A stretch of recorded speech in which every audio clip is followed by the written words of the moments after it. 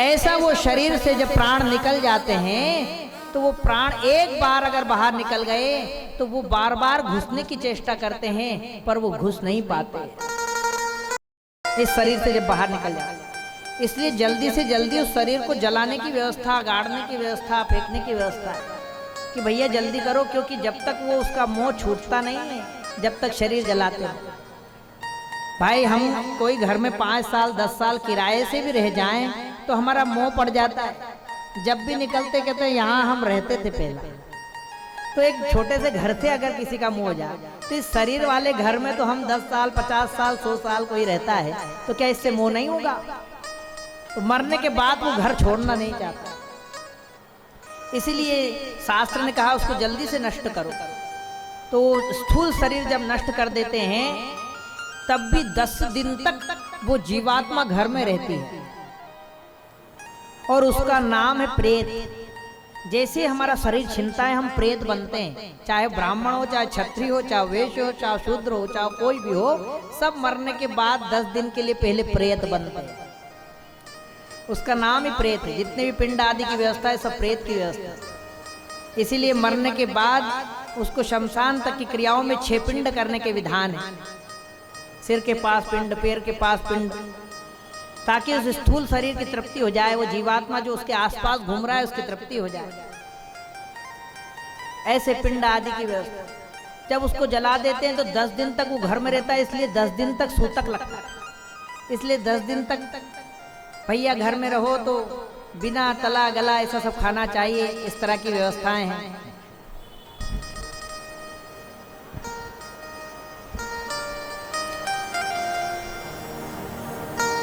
हंसने भैया 10 दिन तक कोई हंसो मती, 10 दिन तक किसी प्रकार से कोई भी आयोजन मत करो, 10 दिन तक सब शांत रहो। घर में तो और छोका लगा के सब्जी तक लोग नहीं खाते, क्योंकि प्रेत वहीं रहता है। और वो आप भैया वो मरा और दूसरे दिन से पूड़ी कचौड़ी बनने लग जाए तो प्रेत क्या कहेगा, मुझे मरते एक दिन नहीं हुए और मेरे परिवार ने 10 दिन भी शोक नहीं किया। इसलिए शास्त्र ने कहा 10 दिन वो घर में ही रहता है। इसलिए सब दुखी मन से 10 दिन रहते हैं। कहीं जाने की व्यवस्था नहीं है, कहीं मंदिर मत जाओ, कुछ पूजन पाठ करने मत जाओ। 10 दिन तक वो प्रेतात्मा घर में रहती है और 10 दिन के बाद में उसको 11वें दिन 12वें दिन भगवत दर्शन से दूत आते हैं जो उसके प्राण निकालते हैं। वो दूत उसको एक अंगूठे का शरीर देते हैं और अंगूठे का शरीर देकर उसको लेकर जाते हैं। अब वो जब प्रेत जाता है, अगर उसके पुत्र आदि उसको पिंड आदि नहीं देते हैं, क्योंकि पुत्र का एक कार्य ये भी है कि मरने के बाद भी अपने पिता को नरकों की यातना से बचा ले, अपने पिता को 84 लाख योनियों में जाने से बचा ले, उसी को पुत्र कहते हैं। पुन्नाम नरकात् त्रायते इति पुत्रः पुत्रयो। ऐसा नहीं है कि केवल मात्र जीवन में सेवा करे वही पुत्र है।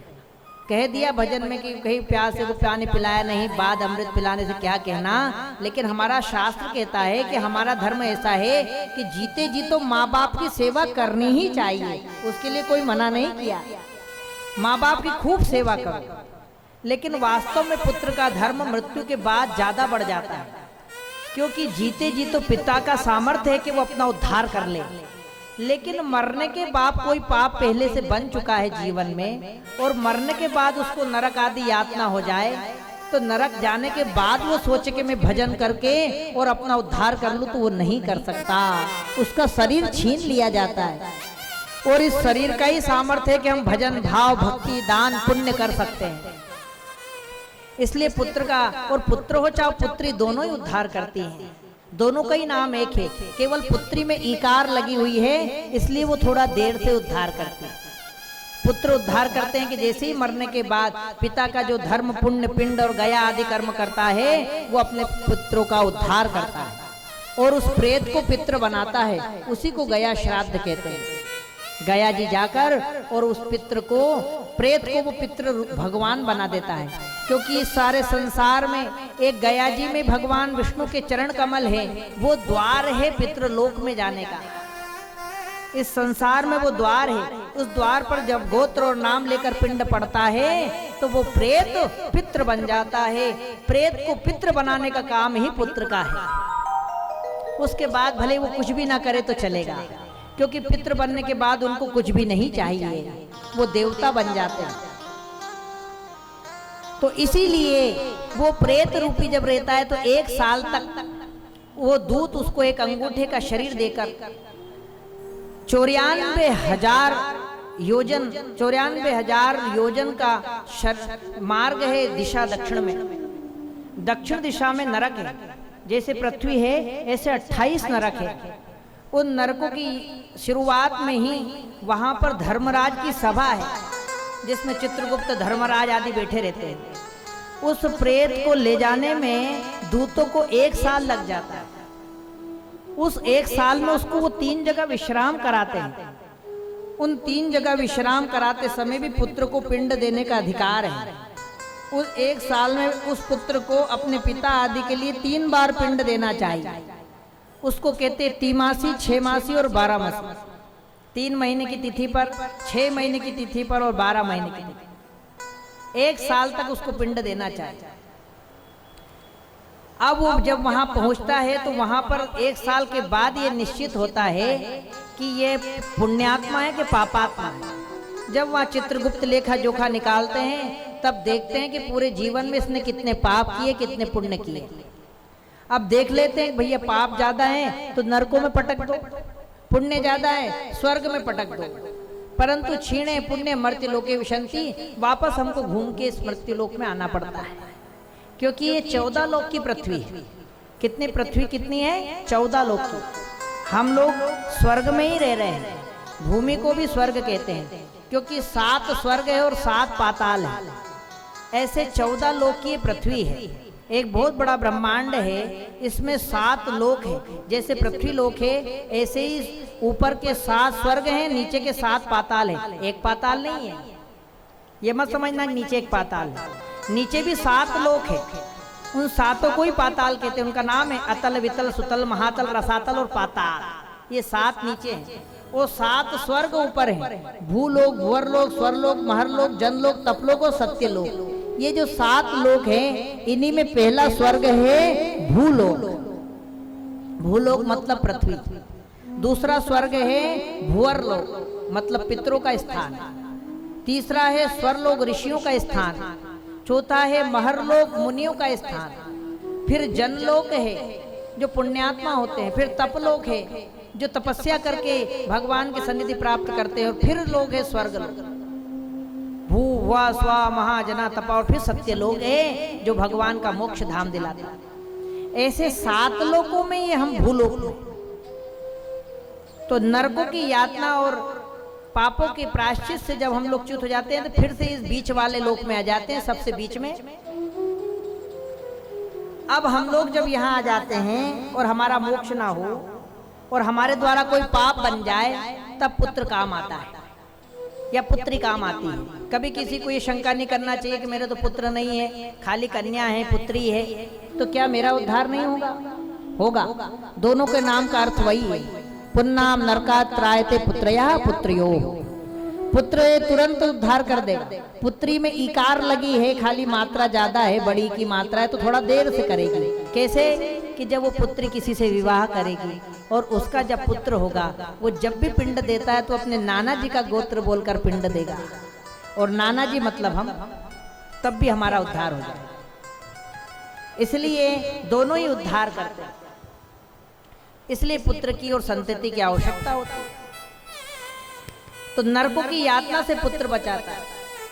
1 साल तक वो मनुष्य जब वहां पहुंचता है और जब देखते हैं यमलोक में जब वो जाता है तो यमराजा, धर्मराजा कहते हैं भैया इसके तो इसने ना तो धर्म किया ना पुण्य किया, उसके बाद इसने बच्चे संतति उत्पन्न की भी तो उनको संस्कार नहीं दिए कि वो पिंड करे, वो पितरों को दान धर्म दे, तो फिर क्या करें? ऐसे प्रेत को वापस वहां से धकेल दिया जाता है।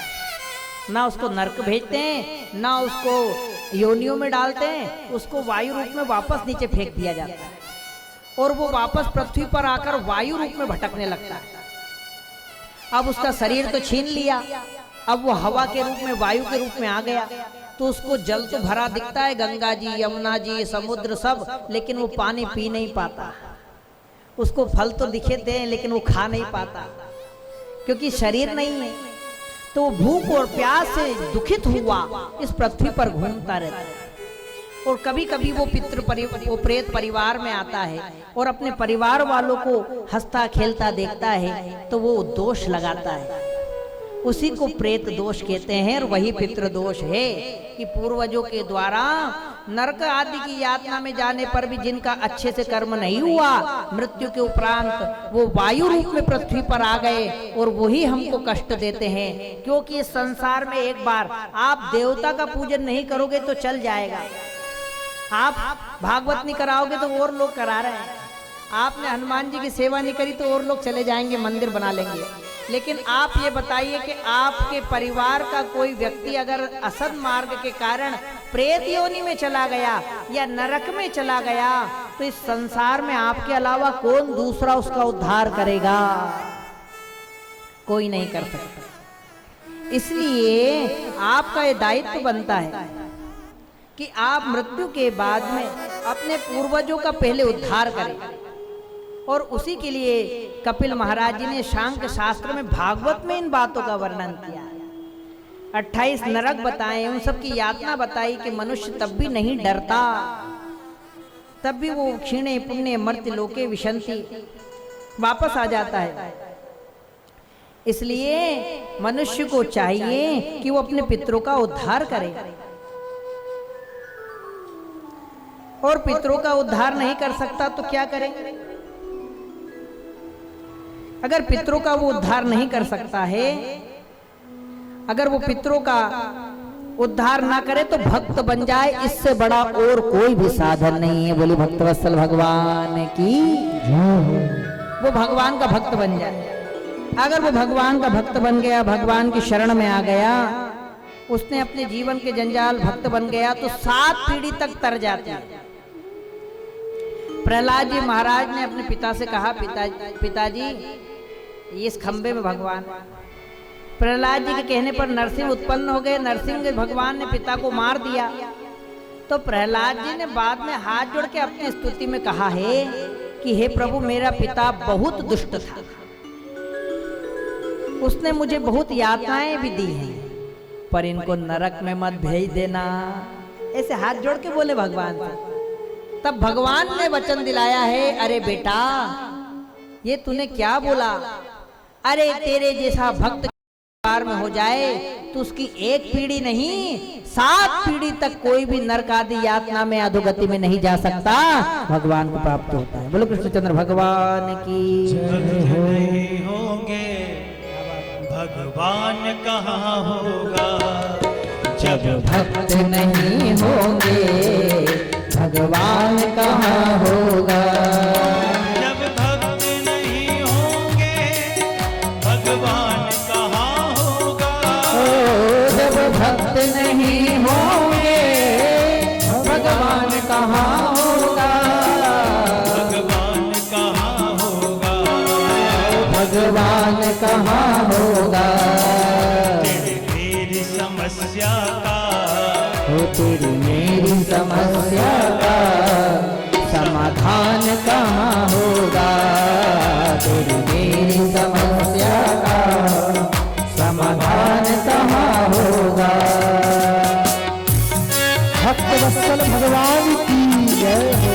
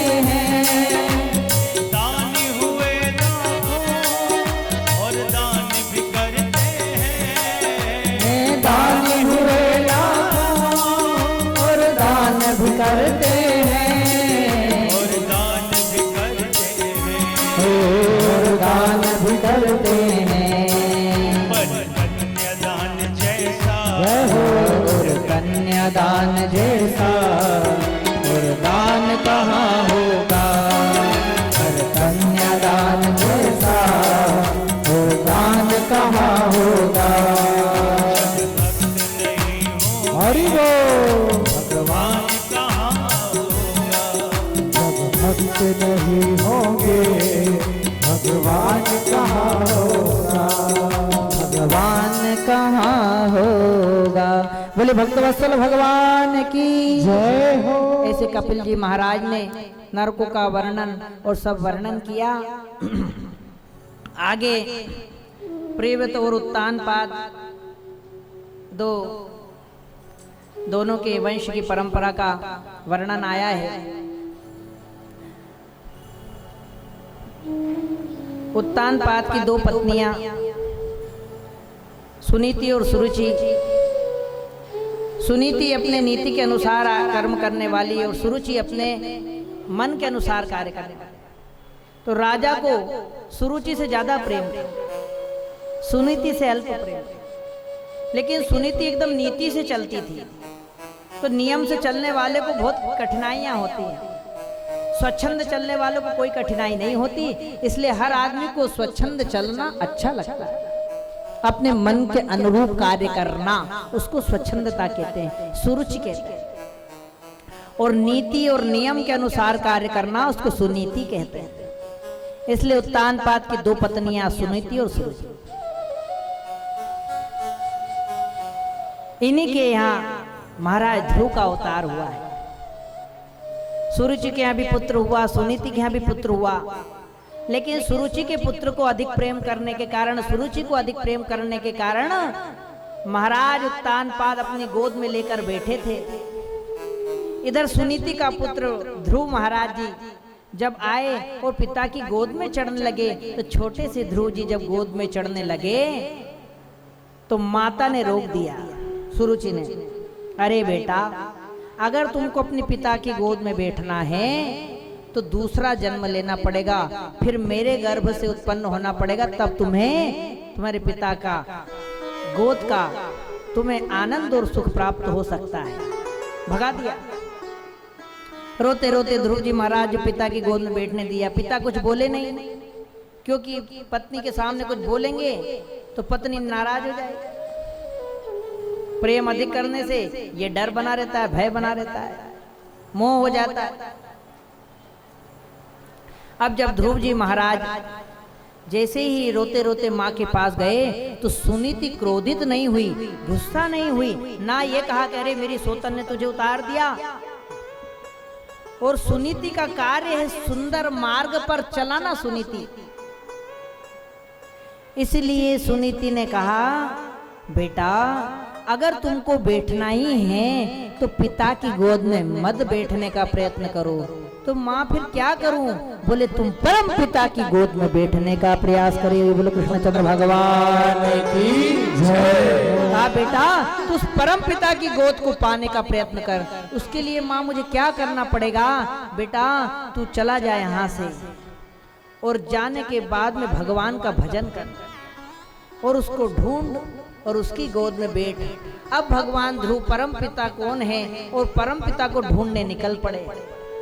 माँ ने जिस धर्म मार्ग दिखाया था उधर ही वृंदावन था। वृंदावन की तरफ भगवान ध्रुव महाराज चल दिए। भगवान की कृपा ऐसी है कि कोई भगवान को पाने के लिए एक कदम बढ़ाता है तो भगवान उसकी तरफ 100 कदम बढ़ाता है। कोई अगर धर्म करने के लिए एक मनस्थिति, हमारे यहाँ भागवत धर्म का इतना महत्व बताया है कि मनुष्य जिस दिन ये सोच लेता है कि मैं भागवत करूंगा, उस भागवत को कब करेगा ये तो गई बात की, लेकिन जिस दिन वो दृढ़ निश्चय कर लेता है उसी दिन से उसको भागवत का पुण्य मिलना प्रारंभ हो जाता है। बोले भक्तवत्सल भगवान की जय हो। ऐसी भागवत की महिमा है। ध्रुव जी महाराज अपनी माता सुनीति का आदेश लेकर, आज्ञा लेकर और उत्तर दिशा की तरफ चलते जा रहे थे। भगवान ने सोचा छोटा सा बालक मुझे पाने के लिए निकला है, अतः भगवान के मन वहां उपस्थित हो गए। आप सबको पता है भगवान का मन कौन है? बोलिए नारद भगवान की जय हो। श्रीमन नारायण नारायण नारायण श्रीमन नारायण नारायण नारायण भजमन नारायण नारायण नारायण भजमन नारायण नारायण नारायण श्रीमन नारायण भवतारायण श्रीमन्नारायण भवतारायण श्रीमन्नारायण भवतारायण श्रीमन्नारायण भवतारायण श्रीमन्नारायण नारायण नारायण श्रीमन्नारायण नारायण बोले भक्तवत्सल भगवान की जय हो। समय हमारा होने चला है, इसलिए जल्दी से कथा को थोड़ा और आगे ले जाना है। ध्रुव जी महाराज नारद जी उनके सामने उपस्थित हो गए, क्योंकि नारद द अर्थ होता है दान अर्थ में, और नार कहते हैं ज्ञान को, नार कहते हैं शिक्षा को। जो भगवान के पास जाने का मार्ग प्रशस्त कर दे, बता दे, दे दे, उसी को नारद कहते हैं। बोलिए नारद भगवान की जय हो। इसलिए संसार में कोई ऐसा आपको, चाहे वो रावण हो, चाहे वो कंस हो, चाहे वो द्वेषी हो, जिसका भी उद्धार होना है उसको पहले नारद मिले, बाद में भगवान मिले। यस, ये समझ लो कि जिसको एक बार नारद जी मिल गए उसका उद्धार होना है, क्योंकि भगवान के मन है और मन पहले जाता है। आप यहाँ कथा में आकर बैठे तो आपका मन पहले किया कि पहले आप आके बैठे? पहले मन को बनाया तब ना आए। तो मन बनाते हैं, मन को भेजते हैं, मन पहले पहुंच जाता है, बाद में हम पहुंचते हैं। हमारे मन में घर से ही कल्पना हो जाती है कि वहां भीड़ लग गई होगी, वहां ऐसा लाइट था, वहां ऐसा सब था, और मन पहले ही पहुंच जाता है। भगवान का मन नारद जी है, और वो ध्रुव जी के पास में आए और ध्रुव जी कैसे कहने लगे कि बेटा कहाँ जा रहे हो?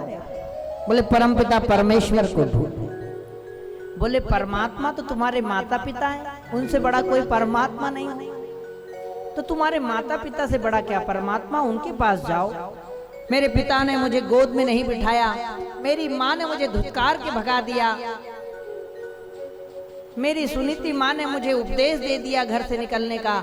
अब मैं किस मुख से जाऊं? बोले चलो मैं तुमको लेके चलता हूं, तुम्हारे पिता की गोद में बिठाता हूं।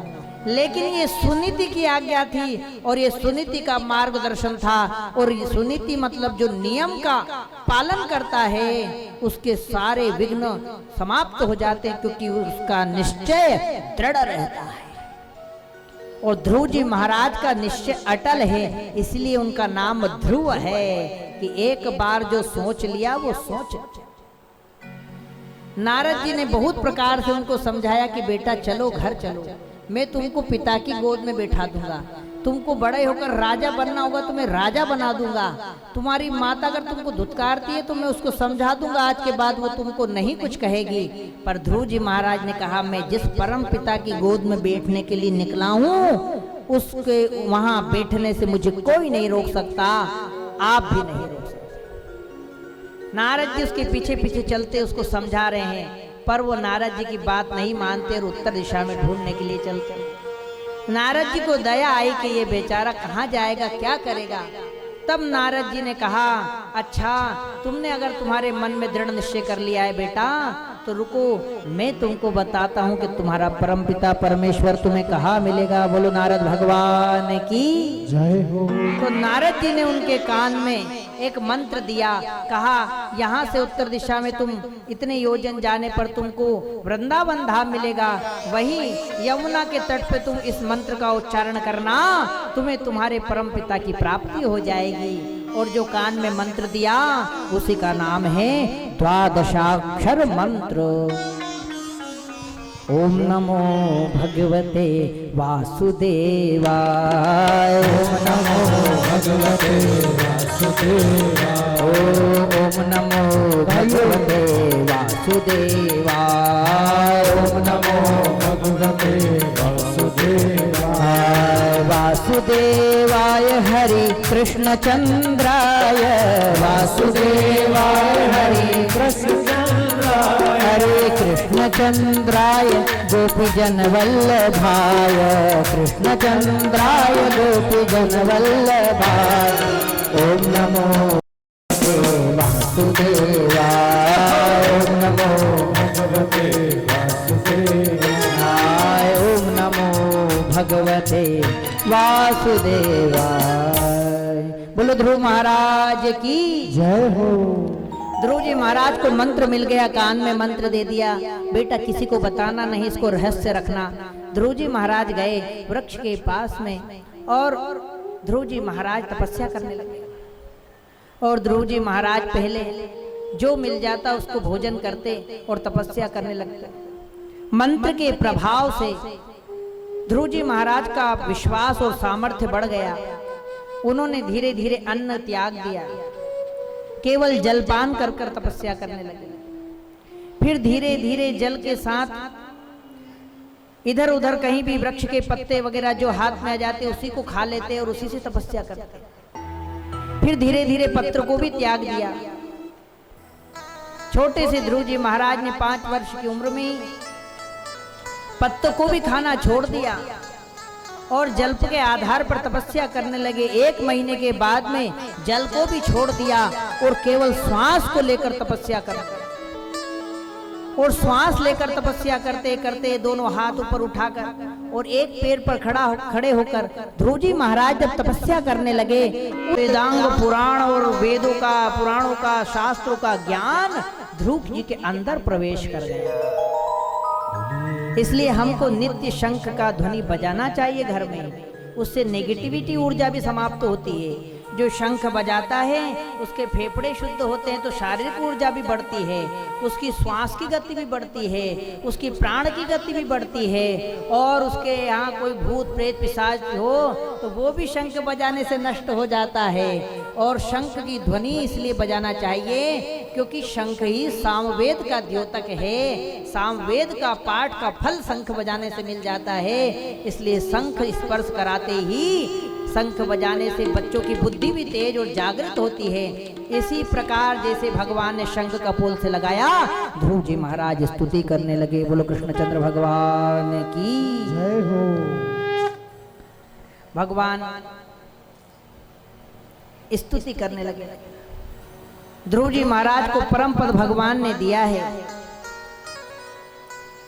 जो मनुष्य एक दृढ़ विश्वास और ध्रुव जी महाराज की तरह दृढ़ विश्वास, दृढ़ शपथ लेकर, संकल्प लेकर कोई भी यज्ञ क्रिया अनुष्ठान जप करता है तो उसको जब तक उसके मन की पूर्ति ना हो जाए, जब तक जिस कार्य की सिद्धि के लिए उसने काम आयोजन किया है, जिस कार्य की सिद्धि के लिए उसने नाम लेना शुरू किया है, जिस कार्य की सिद्धि के लिए उसने भगवान का अनुष्ठान शुरू किया है, जब तक वो पूर्ण ना हो जाए तब तक उसका विश्वास अडिग नहीं होना चाहिए। हम लोग 10 दिन मंदिर जाते हैं, 11वें दिन हमारे मन में हो जाता है, हो 10 दिन हो गए जाते जाते, कुछ होता तो है नहीं, क्या जाना भगवान। जब करने बैठते हैं तो दुख दरिद्र आने लगता है तो कहते हैं अरे मैं तो रोज पूजा पाठ करती हूँ फिर भी दुख दरिद्र आता है, तो क्या मतलब पूजा पाठ से। कोई कोई भगवान का भजन करते हैं, दुख आता है तो सोचते हैं अरे ये समझिए कि परमात्मा की उपासना से दुख आ रहा है, मतलब आप सही मार्ग पर हैं। और परमात्मा की कृपा से अगर सुख आ रहा है तो वो सुख एक दिन आपका भजन छुड़ा देगा। भजन आपका सुख छुड़ा देता है, सुख भजन छुड़ा देता है और दुख बार बार भगवान का नाम लेने के लिए प्रेरित करता है। हाँ,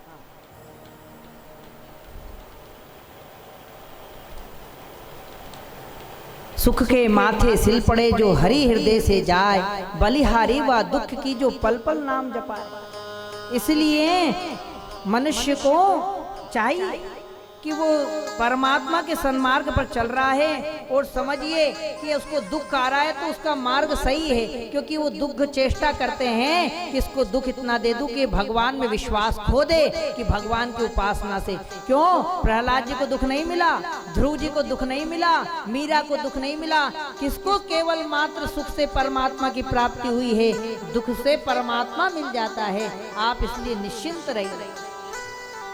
इसलिए कहा कि सुख हो चाहे दुख, दोनों में भगवान का भजन करो। आप दुख से भी लड़ना चाहते हैं तो सुखी जीवन में अगर भजन किया होगा तब वो दुख नहीं आएगा। दुख में सुमिरन सब करे पर सुख में करे ना कोई। सुख में हम छोड़ देते, लेकिन पहले जब सुख आया था तो सुख में सुमिरन जो करे दुख काहे को हो। सुख में सुमिरन कर किया हुआ होता तो दुख होता ही नहीं, लेकिन सुख में हम सुमिरन करते नहीं, जो दुख आता है तब भगवान को पूजने लगते हैं। यही हमारी विडंबना है। तो सारे दुख जब भी दूर होंगे जब हम भगवान के शरण में आएंगे। ध्रुव जी को भगवान ने आशीर्वाद दिया, ध्रुव जी से कहा मांगो, क्या मांगते हो। ध्रुव जी ने कुछ नहीं मांगा, जबकि मांगने आए थे कि मुझे परमपिता आपकी गोद में बैठना है, लेकिन जब ज्ञान आ गया तब वो भी भगवान से नहीं मांगा। भगवान ने प्रसन्न होकर कहा कि मेरा दर्शन किसी को भी, मेरे दर्शन निरर्थक नहीं जाते, इसलिए मैं तुम्हें आज्ञा देता हूँ, हजारों वर्ष तुम अपने राज्य करोगे, क्योंकि बेटा मेरे आशीर्वाद से तुम्हारे पाप, मेरे दर्शन से, मेरी तपस्या से तुम्हारे पाप तो नष्ट हो गए हैं, पर तुम्हारे पूर्व जन्म के जो पुण्य हैं उनको भोगना पड़ेगा। और जब हम पाप और पुण्य दोनों को समाप्त कर लेते हैं तब हमको मोक्ष प्राप्त होता है। अगर हमारा पुण्य भी है तो हम सुख उठाते हैं, हमारा पाप ज्यादा है तो हम दुख उठाते हैं। ये दोनों समाप्त होंगे तब भगवान मिलेगा। दोनों को समाप्त करना पड़ेगा। ध्रुव जी को भगवान ने कहा कि मेरी तपस्या से पाप को तुमने नष्ट कर लिया बेटा, पर तपस्या से पुण्य नष्ट नहीं होता है। इसलिए भगवान का बालकपन में ही भगवान प्राप्त होने पर भी मृत्यु नहीं हुई ध्रुव जी महाराज की, या वो भगवान के धाम को तुरंत नहीं गए, पहले हजारों वर्ष राज्य किया और जब पुण्य समाप्त हो गए तब भगवान ने अपने ध्रुव धाम में बुलाकर भगवान ने ऐसा लोक दिया, ऐसा स्थान दिया कि संसार में उनसे ऊपर अब कुछ भी नहीं है, सबसे ऊपर भगवान ने बिठा दिया। बोले ध्रुव जी महाराज की। ब्रज के नंद लाला राधा जी के सांवरिया, सब दुख दूर हुए जब तेरा नाम लिया। ओ ब्रज के नंद लाला राधा जी के सांवरिया, सब दुख दूर हुए जब तेरा नाम लिया। सब दुख दूर हुए जब तेरा नाम लिया। ब्रज के नंद लाला राधा जी के सांवरिया, सब दुख दूर हुए जब तेरा नाम लिया। सब दुख दूर हुए जब तेरा नाम लिया।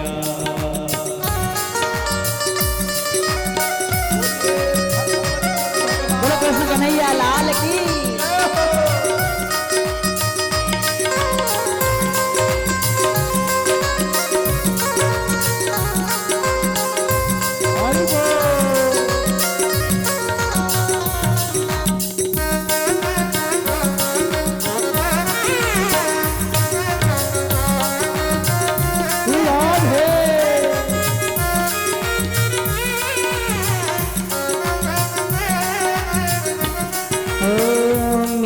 पुकारे तुम्हें गिरधर गोपाला, मीरा पुकारे तुम्हें गिरधर गोपाला। बन गया अमृतमय विष का भरा प्याला, बन गया अमृतमय विष का भरा प्याला। क्या नहीं कर देता। मीरा ने भगवान का नाम लिया, जब जब नाम लिया तो दुख नष्ट हो गई। विष का प्याला भी दिया, कांटों की सैया दी, सर्प भेज दिए, जहर भेज दिया, पर कुछ नहीं बिगाड़ पाया। क्यों? क्योंकि वो संसार के आधार पे नहीं, भगवान के नाम के आधार पे जी रही थी। तो जो भगवान के नाम का आधार लेता है, उसके जीवन के सारे दुख दूर करने का ठेका भगवान ले लेता है। इसलिए मीरा ने जब पुकारा तो अमृत बन गया। हम बन गया अमृतमय, विष का भरा प्याला बन गया अमृत में, विष का भरा प्याला, विष का भरा प्याला। कौन मिटाए उसे, कौन मिटाए उसे, जिसे तूने राख लिया। कौन मिटाए उसे, जिसे तूने राख लिया। सब दुख दूर हुए जब तेरा नाम लिया। सब दुख दूर हुए जब तेरा नाम लिया। राधा रमण सरकार की जय हो।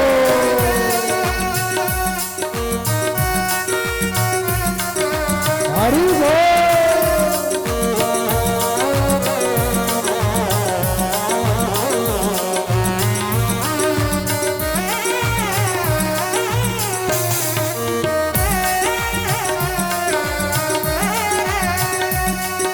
और कहाँ दुख आया वो बताते हैं। जब तेरे गोकुल में आई विपदा भारी, जब तेरे गोकुल में आई विपदा भारी, एक इशारे में सारी विपदा टारी। एक इशारे में सारी विपदा टारी, सारी विपदा टारी, सारी विपदा टारी। उठ गया गोवर्धन। जब ग्वाल बालों पर विपदा आई, जब इंद्र ने सारा कोप अपना दिखाया, तब भगवान ने रक्षा करी। वो सारे दुखों को दूर करता है। क्या किया कि उठ गया गोवर्धन, जिसे तूने उठा लिया। सब दुख दूर हुए जब तेरा नाम लिया। सब दुख दूर हुए जब तेरा नाम लिया।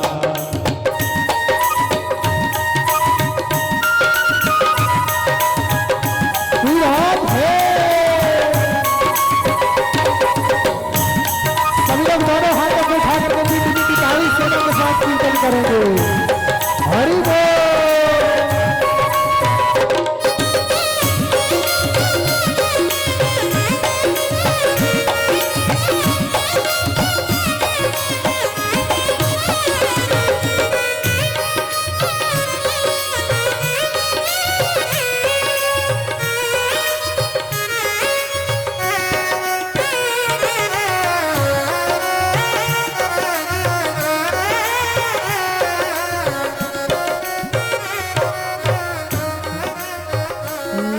में श्याम बसे, मन में बनवारी। नैनों में श्याम बसे, मन में बनवारी। सुध बिसराही गई मुरली की धुन प्यारी।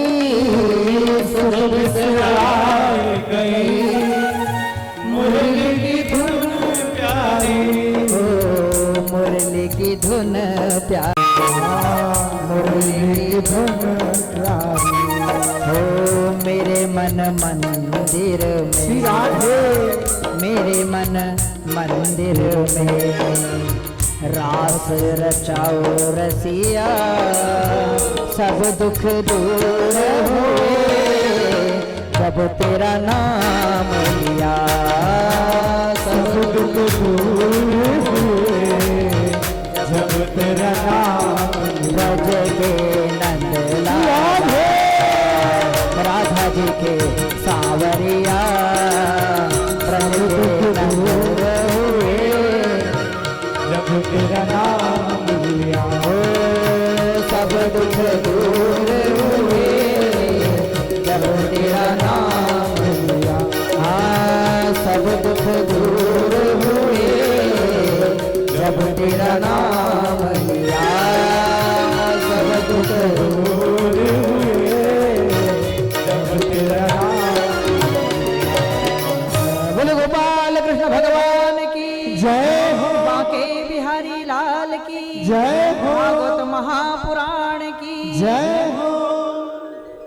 श्री कृष्ण गोविंद हरे मुरारे, हे नाथ नारायण वासुदेव। श्री कृष्ण गोविंद हरे मुरारी, हे नाथ नारायण वासुदेव। हे नाथ नारायण वासुदेव, हे नाथ नारायण वासुदेव, हे नाथ नारायण वासुदेव, हे नाथ नारायण वासुदेव, हे नाथ नारायण वासुदेव। हे नाथ नारायण वासुदेव। श्री कृष्ण गोविंद हरे मुरारे, हे नाथ नारायण वासुदेव। कृष्ण गोविंद हरे मुरारी, हे नाथ नारायण वासुदेव। हे नाथ नारायण वासुदेव।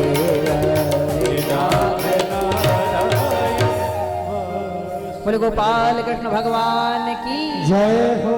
इस प्रकार भगवान ध्रुव जी का उद्धार किया, उनको परम पद मिला, ऐसा हम सबको भी मिले, यही श्रीमद् भागवत से कामना है।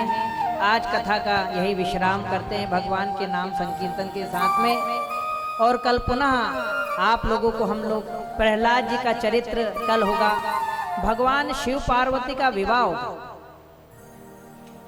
कल भगवान शिव पार्वती की, अब हम लोग काशी में बैठे हैं, तो काशी में कृष्ण की लीला भगवान विश्वनाथ बड़े प्रेम से सुनते हैं, क्योंकि शिवस्य हृदयम विष्णु, विष्णुस्य हृदयम शिवा, अन्योन्याश्रितम ब्रह्म। जब रामेश्वर की स्थापना हुई तो राम जी ने कहा इनका नाम रामेश्वर रहेगा। सबने पूछा, अरे प्रभु आपने इनका नाम रामेश्वर क्यों रखा? तो बोले राम का जो ईश्वर है, राम का जो ईश्वर है वो रामेश्वर। तो भगवान शिव प्रकट हो गए, बोले नहीं नहीं राम जी आपने नाम तो सही रखा, परंतु आपने उसकी व्याख्या गलत कर दी। बोले क्यों? बोले नहीं, राम का जो ईश्वर नहीं, राम जिसका ईश्वर है वो रामेश्वर। शिव कहते हैं कि मैं तुमको प्रणाम करता हूँ, और भगवान विष्णु कहते हैं कि मैं तुमको प्रणाम करता हूँ। ये दोनों अन्योन्याश्रित ब्रह्म है। इसलिए काशी में जब भागवत होता है, भगवान विश्वनाथ साक्षात उस कथा को श्रवण करते हैं। बोलो कृष्णचंद्र भगवान की जय हो। तो उसी विश्वनाथ की नगरी में कल हम भगवान शिव पार्वती और सती के देह त्याग की कथा और भगवान शिव जी का विवाह, उसकी झांकी भी यहाँ पर होगी। भगवान शिव और पार्वती का विवाह भी होगा, भगवान शिव और पार्वती का यहाँ संकल्प भी होगा। जिसको शिव पार्वती के विवाह में जो उत्सव मनाना है, तो कल शिव पार्वती के विवाह का उत्सव है। उसमें आप लोग अपने हिसाब से बढ़ चढ़ के भागी होना चाहते हैं, अपने सगे संबंधियों को लाना चाहते हैं, जो दान धर्म करना चाहते हैं, शिव पार्वती के विवाह के निमित्त में कल तैयारी करके आना है। दूसरा, प्रहलाद जी का नरसिंह अवतार का चरित्र है। प्रहलाद जी, भक्त प्रहलाद की कथा है। वामन और राजा बलि, इनके कथा तक की कथा कल हम लोग आपको सुनाएंगे। इसी के साथ आज कथा का विश्राम करते हैं। बोले कृष्णचंद्र भगवान की जय हो। बांके बिहारी लाल की जय हो। आप श्रवण कर रहे हैं परम पूज्य महाराज जी के सानिध्य में श्रीमद् भागवत कथा। पूज्य महाराज श्री का YouTube चैनल जिसको आप सभी सब्सक्राइब कर सकते हैं और महाराज जी के अन्य प्रकल्पों से जुड़ सकते हैं। सप्त दिवसीय श्रीमद् भागवत कथा का आज द्वितीय दिवस हमने सानंद भगवान विश्वनाथ के चरणों में सानंद श्रवण किया और आप जिनके मुखार बिंद से कथा को श्रवण कर रहे हैं, काशी के ही मूर्धन्य विद्वान आचार्य प्रोफेसर श्री गंगाधर बापट जी संपूर्ण संस्कृत विश्वविद्यालय के विभाग अध्यक्ष पूर्व में रहे हैं। उन्हीं के कृपा पात्र शिष्य पूज्य महाराज जी हैं। जोरदार ताली बजा करके पूज्य महाराज जी का आप सभी अभिवादन करें। ऐसे ही उनकी वाणी से हम कल तृतीय दिवस की कथा को श्रवण करेंगे। आइए चलते हैं आरती की ओर। सभी लोग अपने स्थान पर खड़े हो जाएं। भगवान की मंगलमय आरती उत्तर पूजनार्थे गंधाक्षत पुष्पाणि समर्पयामि। पुराण पुरुषोत्तमाय नमः। बोले पुराण पुरुषोत्तम भगवान की। रत्नेश्वरी नमः। ज्वाला मालिनी नमः। सर्वोपचारार्थे गंधाक्षत पुष्पाणि। आरती गाओ प्यारे तुमको गाओ, हे गिरधर तेरी आरती गाओ, हे गिरधर तेरी आरती गाओ। पुराण पुरुषोत्तम भगवान की जय हो।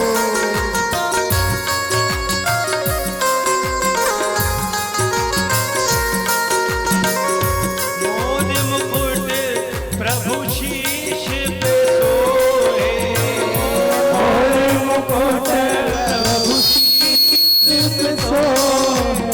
प्यारी बंशी मुनि मन मोहे, प्यारी बंसी मेरो मन मोहे, छवि बलिहारी जाओ, देख छवि बलिहारी में जाऊं।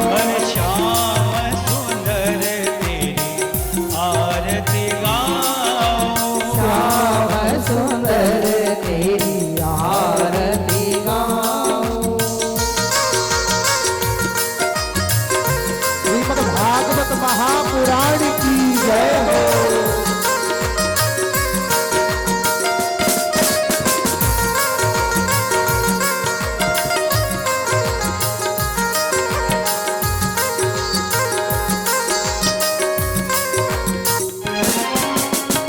चरणों से निकली गंगा प्यारी, चरणों से निकली गंगा प्यारी, जिसने सारी दुनिया तारी, जिसने सारी दुनिया तारी। उन चरणों में शीश झुकाओ, मैं उन चरणों के शीश झुकाऊं। हर बाके बिहारी आरती गाओ, माँ के बिहारी तेरी आरती गाऊं। पुराण पुरुषोत्तम भगवान की जय हो।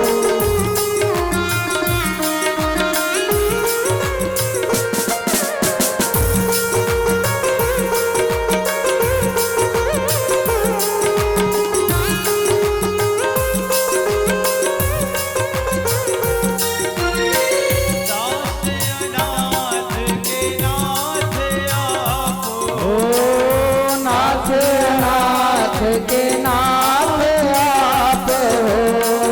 मेरे मोहन जीवन धन हो हो, मेरे मोहन जीवन धन हो। देख युगल छवि बलि बलि जाऊं, देख युगल छवि बलि बलि जाऊं। आरती गाऊं प्यारे तुमको रिझाऊं, आरती गाऊं प्यारे तुम रिझाऊं। हर श्याम सुंदर जय हो। आरती श्याम सुंदर तेरी आरती गाऊं। हर बाके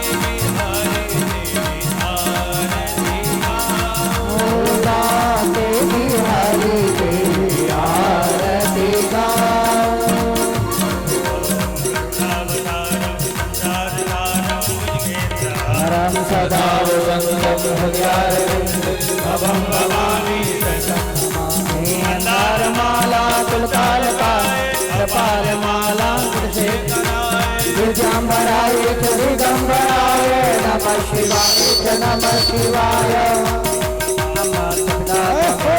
त्वमेव बन्धु जगदातुं त्वमेव विद्याद्रविणं त्वमेव वरं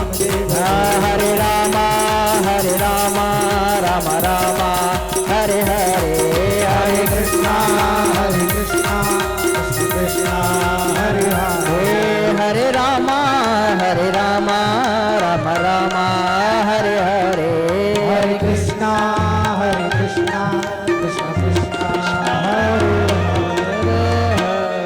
हरे जलनेसि भगनाकं महिमानः शचन्त यत्र पूर्वे साध्याः सन्ति देवाः हरिः ॐ एकदन्ताय विद्महे वक्रतुण्डाय धीमहि तन्नो दन्ताये च विद्महे कर्मसिद्ध्यै च धीमहि हरिः प्रचोदयात् हरिः